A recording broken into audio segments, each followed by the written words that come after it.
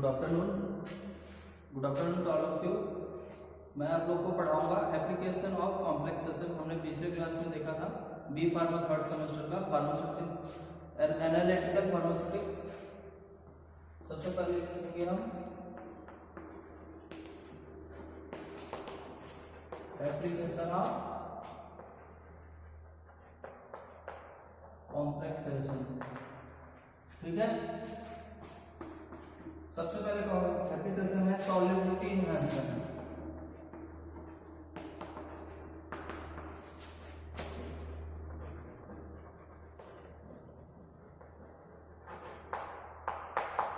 ठीक है, solubility enhancement. अब एप्लीकेशन ऑफ अभी तक हमने कॉम्प्लेक्सेशन पढ़ा कि कॉम्प्लेक्स में क्या क्या टाइप का कॉम्प्लेक्स फॉर्म हो रहा है। ठीक है, तो वो कॉम्प्लेक्स हम क्यों पढ़ रहे हैं फार्मास्यूटिक्स में? फार्मास्यूटिक्स में हम इसलिए कॉम्प्लेक्स पढ़ रहे हैं क्योंकि उसका कुछ तो रोल होगा as a tablet, as a dosage form in body. तो अभी क्या है सॉल्युबिलिटी एनहांसमेंट, मतलब कोई एक ऐसा कॉम्प्लेक्स है जिसमें उसका क्या है सॉल्युबिलिटी को इनहेंस करता है। तो सॉल्युबिलिटी इनहेंस मतलब कि जैसे कि हम कुछ फॉर्मुलेशन कर रहे हैं किसी भी मेडिसिन का या कुछ भी चीज कंपाउंड का, जो मेडिसिन बनाने के लिए जो अपना एक्सीपेंट यूज कर रहे हैं, अगर उसमें कुछ चीज अगर डिसॉल्व नहीं हो रहा है तो कुछ ऐसा कॉम्प्लेक्सेशन होता है जो कि वो डिसोल्यूशन में क्या करता है, हेल्प करता है। ठीक है, फॉर एग्जांपल है इसका रेटिनोइक एसिड। ठीक है, रेटिनोइक एसिड का कितना होता है 0.5 mg पर लीटर। ठीक है, इसकी जो सॉल्युबिलिटी होती है 0.5 mg पर लीटर। ये एक्वस सॉल्युबिलिटी की बात हो रहा है, ये एक्वस सॉल्युबिलिटी। ठीक है, एक्वस सॉल्युबिलिटी इसकी कितनी होती है 0.5 mg पर लीटर रेटिनोइक एसिड। अब जब इसको हम कॉम्प्लेक्सेशन फॉर्म करते हैं तो इसकी सॉल्युबिलिटी हो जाती है 160 mg पर लीटर। इतना इसका सॉल्युबिलिटी जो होता है, एक्वस सॉल्युबल है, एक्वस सॉल्यूशन में इसकी सॉल्युबिलिटी क्या हो जाती है, इंक्रीज हो जाती है। ठीक है, इसकी वजह से इसको कॉम्प्लेक्स का नाम क्या है beta CD. Beta CD, CD मतलब साइक्लोडेक्स्ट्रिन।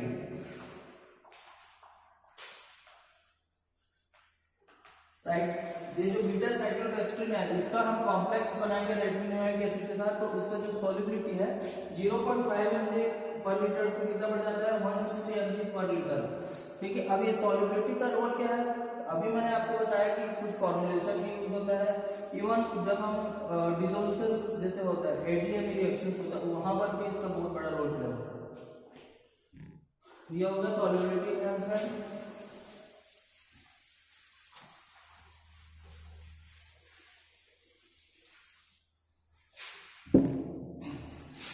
सेकंड पॉइंट है बायोअवेलेबिलिटी एनहांसमेंट।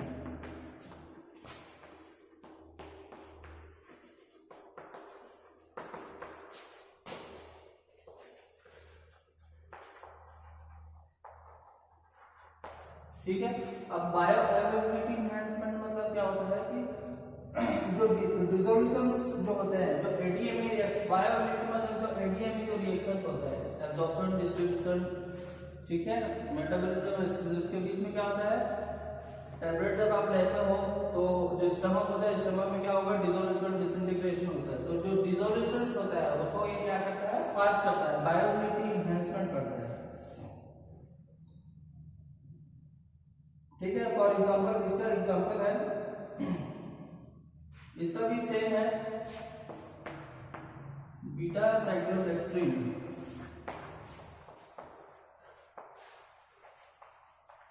बीटा साइक्लोडेक्स्ट्रिन ये भी इसका सेम एग्जांपल है। बीटा साइक्लोडेक्स्ट्रिन जो पहले आपको बताया था उसमें भी एक्वस डिसोल्यूशन का रोल प्ले करता है, इसमें भी एक्वस डिसोल्यूशन का रोल प्ले करता है।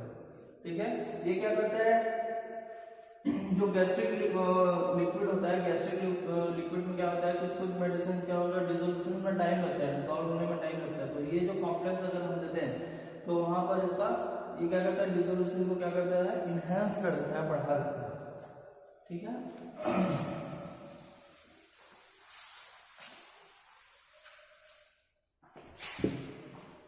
नेक्स्ट है मॉडिफाइड रिएक्टिविटी, तीसरा है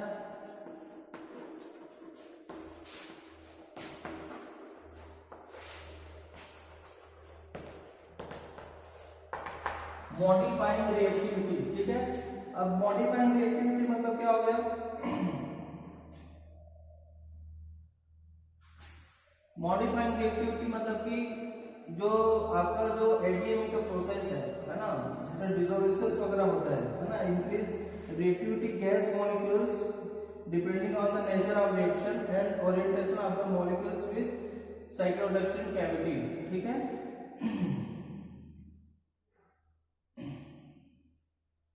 इसमें क्या है, फॉर एग्जांपल हो गया अल्फा साइक्लोडेक्सिन। अल्फा साइक्लोडेक्सिन क्या करता है? हाइड्रोलिसिस करता है इंडोमिथासिन के साथ इन एक्वस सॉल्यूशन। हाइड्रोलिसिस करता है इन एक्वस सॉल्यूशन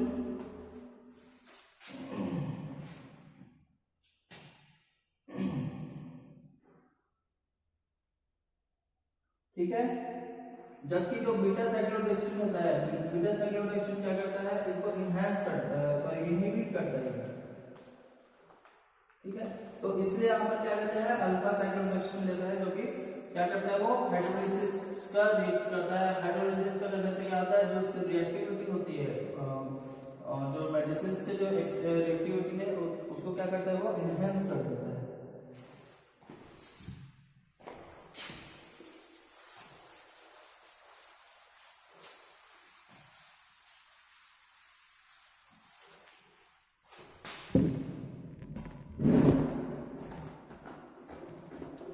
नेक्स्ट है taste masking.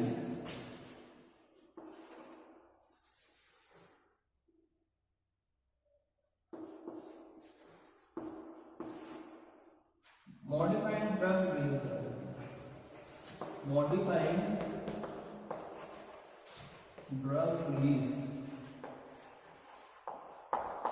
Modifying drug release मतलब ड्रग रिलीजिंग का प्रॉपर्टी होता है, उसमें क्या कर देते हैं? मॉडिफाइड करते हैं। ड्रग रिलीज को कम करना है, ज्यादा करना है, जैसे भी हमको अगर मॉडिफाइड करना है तो वो आ गया मॉडिफाइड ड्रग रिलीज। ये कॉम्प्लेक्सिटी की वजह से, कॉम्प्लेक्सिटी के थ्रू ही हम इसको भी कर सकते हैं modified drug release.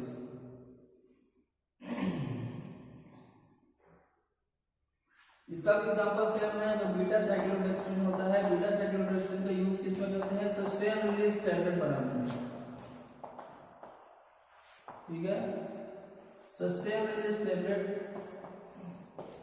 Sustain release tablet बनाने में बीटा साइक्लोडेक्सिन का यूज होता है, जो कि क्या करता है? ड्रग रिलीज को क्या करता है? स्लो कर देता है। सस्टेन रिलीज मतलब स्लो, अगर हमको कंटिन्यू लॉन्ग टाइम के लिए एक्शन देना है तो क्या करता है? उसको सस्टेन रिलीज टैबलेट बना देता है।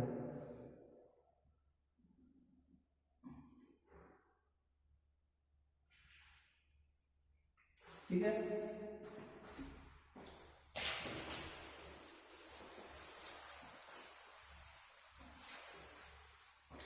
पांचवा है टेस्ट मास्किंग।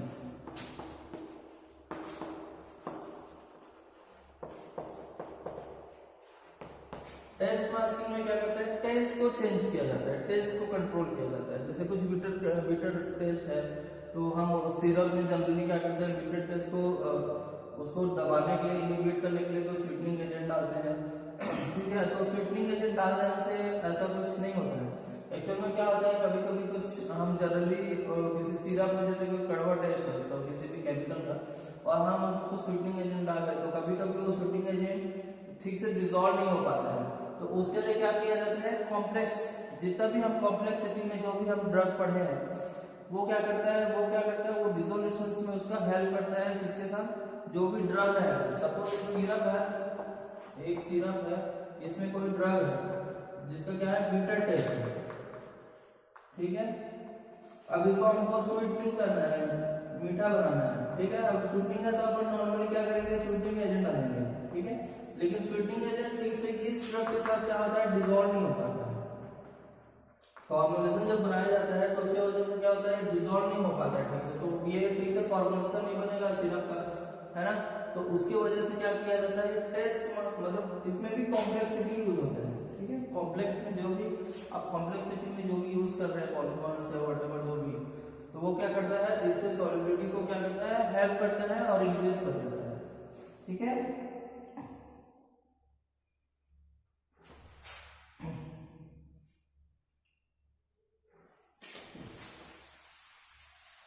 एग्जाम्पल है इसका एंटी डिप्रेसेंट ड्रग जैसे कि फीमोटैक्सिन, ठीक है। फीमोटैक्सिन क्या करता है, फीमोटैक्सिन का जो टेस्ट होता है वो क्या होता है, बिटर होता है। तो इसके बिटर टेस्ट को कौन सा सप्रेस कर देता है, बीटा साइक्लोडेक्स्ट्रिन। बीटा साइक्लोडेक्स्ट्रिन क्या करता है, इसके टेस्ट को, जो बीटा टेस्ट होता है वो क्या कर देता है, ये सप्रेस कर देता है, ठीक है। सप्रेस करने की वजह से क्या होगा, उसका बीटा टेस्ट क्या हो जाएगा, कम हो जाएगा, ठीक है। और वो और क्या है, जो मेडिसिन आप ले रहे हैं, जैसे कि अगर हम किसी चाइल्ड को दे रहे हैं या इन्फेंट को दे रहे हैं, उसके लिए क्या है, ये मतलब जो टेस्ट है उन लोग के लिए टेस्ट मतलब स्वीट होना ही चाहिए। उसमें बीटा टेस्ट में वो होता नहीं, हम लोग लेते नहीं है इसलिए। तो उसके कंपेटिबिलिटी के लिए क्या करते हैं, हम बीटा टेस्ट को सप्रेस करके उसको स्वीटनिंग एजेंट मिलाया जाता है। तो यहाँ पर फीमोटॉक्सिन जो होता है वो एंटी डिप्रेसेंट होता है, बट बीटा टेस्ट की वजह से उसके टेस्ट को सप्रेस करने के लिए बीटा साइक्लोडेक्स्ट्रिन को उसमें ऐड किया जाता है।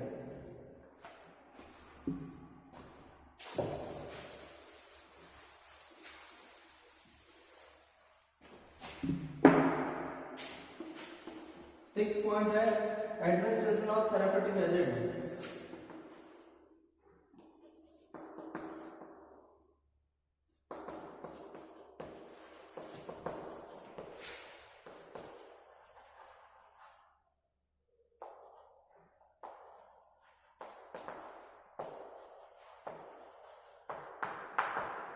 ठीक है, एडमिनिस्ट्रेशन ऑफ थेरापेटिक एजेंट होता है, some therapeutic agent administration always a complex due to physiochemical limitation. For example है iron complex with ferrous sulfate and carbonate, and insulin complex with zinc and vitamin B12. This complex reduce GI irritation and increase absorption after the oral administration and causes less irritation site of the injection. कभी कभी administration of the therapeutic agent मतलब जैसे कुछ medicine होते हैं जिसको हम लेते हैं तो जीआई इरिटेशन करता है, ठीक है। जीआई इरिटेशन करता है मतलब कि आपका जो जीआई फ्लोरा है उसको क्या करता है, वो डिस्टर्बेंस करता है। तो उसको रिड्यूस करने के लिए अपन क्या ऐड करते हैं, कॉम्प्लेक्सेशन में जो भी केमिकल्स वगैरह यूज करते हैं वो हम क्या करते हैं, उसको रिड्यूस करने के लिए, इरिटेशन को रिड्यूस करने के लिए ये यूज करते हैं। फॉर एग्जाम्पल है complexation with zinc and B complex, ठीक है। अब कभी भी जनरली देखोगे बी कॉम्प्लेक्स के साथ क्या होता है, जिंक ऐड होता है। उसके वजह से क्या होता है, वो जो जीआई इरिटेशन होता है उसको क्या करता है, रिड्यूस करने का काम करता है, ठीक है।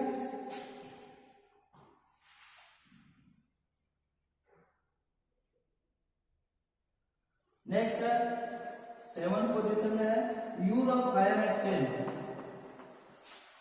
यूज ऑफ आयन एक्सचेंज, ठीक है।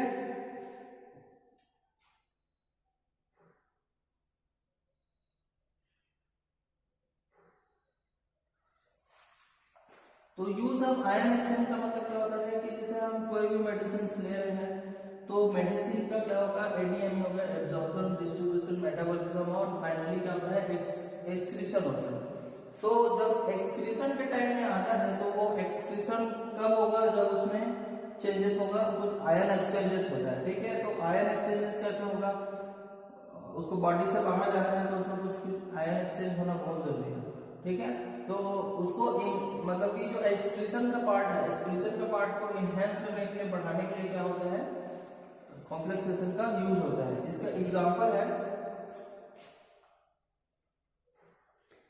कोलेस्ट्राइन रेजिन,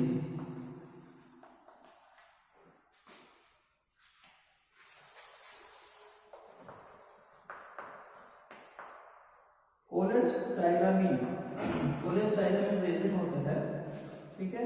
ये क्या करता है, अमोनियम आयन के साथ क्या करता है, दिया जाता है इसको विथ अमोनियम आयन।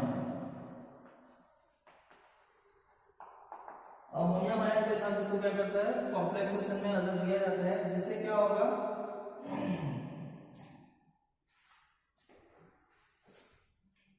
जो एलिमिनेशन होता है, एलिमिनेशन को क्या करता है, वो इंक्रीज करता है बाइल थ्रू फीसेस, ठीक है। बाइल थ्रू फीसेस के फॉर्म में जो एलिमिनेशन है उसमें ये कॉम्प्लेक्स हेल्प करता है, जो इसका एक्सक्रीशन वाला जो पार्ट है उसमें क्या करता है, वो उसको हेल्प करता है, ठीक है। कोलेस्टाइरामीन रेजिन विथ अमोनियम आयन, ठीक है, आयन एक्सचेंज करता है, अमोनिया जो होता है, अमोनिया आयन वो एक्सचेंज करने की वजह से वो अदर फेसेस के थ्रू बाहर होता है, वो ये भी एक कॉम्प्लेक्स है।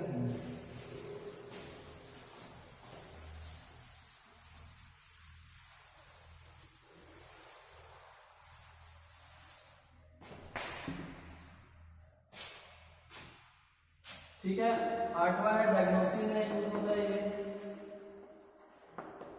ठीक है, डायग्नोसिस में यूज होता है, जैसे कि टिकेनियम 90 रेडियो एक्टिव कंपाउंड होता है, रेडियो न्यूक्लियर कंपाउंड होता है, ठीक है। इसका यूज होता है डायग्नोस्टिक एजेंट में, किसके साथ, सिट्रेट के साथ क्या करेगा, ये कॉम्प्लेक्स फॉर्म करता है और यूज होता है, कॉम्प्लेक्स यूज होता है किसमें होता है, diagnosis of kidney functions, diagnosis of kidney functions.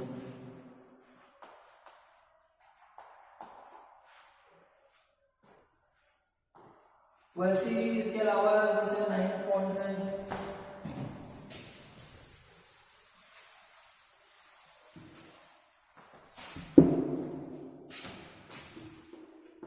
Ninth है ये complex as a therapeutic tools,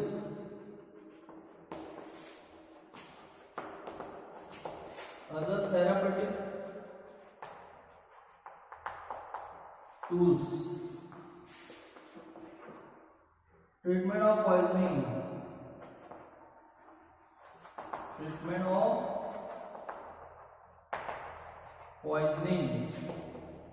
ठीक है। अब ये ट्रीटमेंट ऑफ पॉइजनिंग के अंदर आप दे सकते हैं, पहला क्या, आर्सेनिक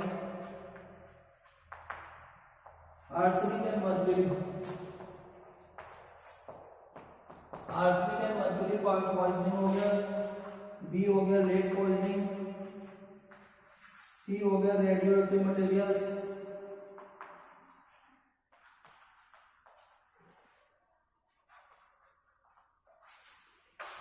डी हो गया आपका dialysis and complexation poisoning, dialysis and complexation in poisoning, ठीक है। 9 नंबर में क्या देना आपको, थेरेपेटिक टूल्स में कुछ कॉम्प्लेक्स यूज होता है, ठीक है, कुछ केमिकल यूज होता है, वो वहां पर क्या रोल है उसका कॉम्प्लेक्सेशन का। Then next is treatment of poisoning, कुछ पॉइजनिंग होता है, वहां पर क्या करते हैं कॉम्प्लेक्स, वो क्या करता है उसको टॉक्सिसिटी को रिड्यूस करता है, जैसे कि आर्सेनिक एंड मर्क्यूरी, ठीक है, आर्सेनिक एंड मर्क्यूरी क्या करता है, पॉइजनिंग करता है, लेकिन उसके साथ इसका अगर हम कुछ कॉम्प्लेक्सेशन देंगे तो क्या करता है उसको रिड्यूस कर देता है, ठीक है। जैसे बाल डाइमर कैप्रोल, इसमें क्या करते हैं, डाइमर कैप्रोल बाल, ठीक है, डाइमर कैप्रोल बोलते हैं, डाइमर कैप्रोल दिया जाता है, ठीक है। लेड में क्या दिया जाता है, इसमें EDTA दिया जाता है, इथिलीन डाइएमिन टेट्राएसिड एसिड लेड में दिया जाता है। वैसे ही जो रेडियोएक्टिव कंपाउंड होता है उसमें क्या दिया जाता है, कैल्शियम सोडियम VDTA, इसका कॉम्प्लेक्स रेडियोएक्टिव मटेरियल पॉइजनिंग होता है, उसको रिड्यूस करने के लिए दिया जाता है। और जो डायलिसिस में जो यूज होता है कंपाउंड, उसको रिमूव करने के लिए दिया जाता है आपका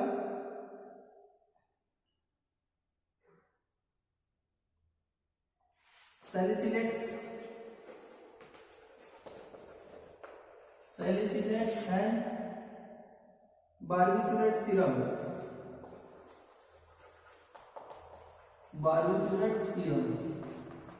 इसको ये कॉम्प्लेक्स को दिया जाता है क्या, डायलिसिस कॉम्प्लेक्सेशन को पॉइजन को रिड्यूस करने के लिए। ठीक है, ये आपका application of complexation finished. Thank you.